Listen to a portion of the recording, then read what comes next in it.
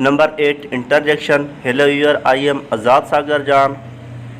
जीअं त ॻाल्हाइण जा 8 लफ़्ज़ आहिनि जिन मां असां noun, pronoun, verb, adjective, adverb, preposition, conjunction असां गुज़िरियल पाठनि में सिखी आया आहियूं। ठीकु आहे, ऐं उन्हनि जी लिंक डिस्क्रिप्शन में मौजूदु आहे।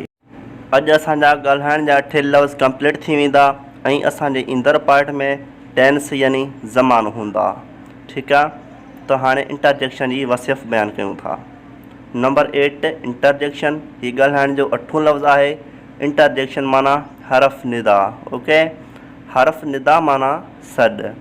हरफ निदा जी माना आहे सॾु। ठीकु आहे, interjection in a word to express the feeling of sorrow, joy और सरप्राइज़।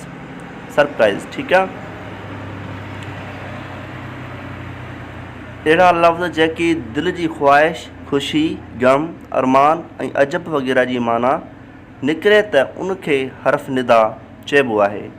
ठीकु आहे, एग्ज़ाम्पल अल्लाह, रा, ओह, वेल डन, ब्रेव, etc। ठीकु आहे, ऐं हिन जी कुझु सिंधी में ॾिसूं था। नोट, हरफ निदा अक्सर करे जुमलनि में गम, अरमान, ख़ुशी, ख़्वाहिश, ताजुब वग़ैरह खे ज़ाहिर कंदो आहे। ठीकु आहे, उमेद कयूं था तव्हांखे सम्झ में अची वियो हूंदो। वरी बि तव्हांखे मिसाल ॾेई सम्झायूं था। एग्ज़ाम्पल नंबर 1 सारो यानी ॾुख, अरमान, इन जो मिसाल ॾियूं था। Alas, I lost my life. ठीकु आहे, अफ़सोस, मां पंहिंजी ज़िंदगी विञाए छॾी। ओह, why it happened। हाय, उहो छो थियो। Number 2 example. ठीकु आहे, हैप्पीनेस, जॉय यानी ख़ुशी या मिसरत। Okay, hurrah, I have got my work done by Rabi. Okay, वाह वाह, पंहिंजो कमु राबीअ खां करायो आहे। Hurrah, he said to me you are right. हिन जी सिंधी में ट्रांसलेट थींदी, वाह वाह, हिन मूंखे चयो तूं सही आहीं। U won the race. Okay, वाह वाह, तूं शर्त खटी।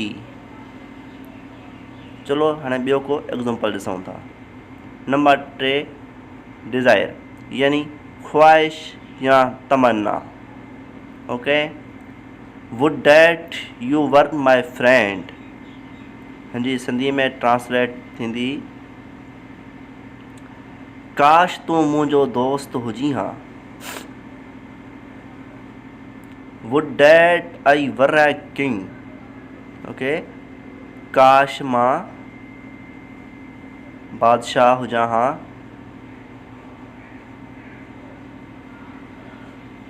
वुड डैट आई वर एन इंजीनियर।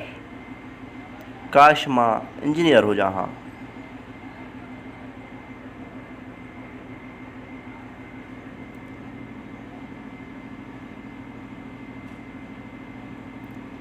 एक्सक्लेमेशन यानी अजब या तैजब।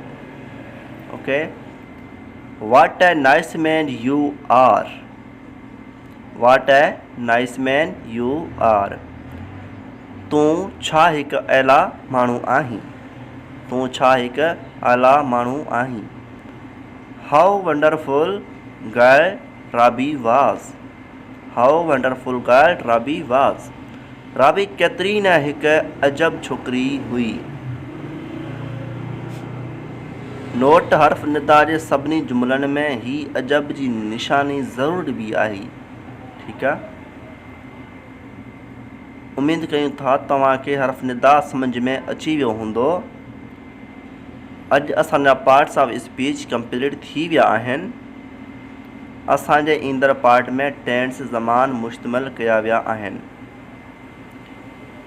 असांजो हर पार्ट तफ़सील सां हूंदो आहे। असांजे वीडियो खे लाइक ऐं सब्सक्राइब ज़रूरु कजो। ठीकु आहे,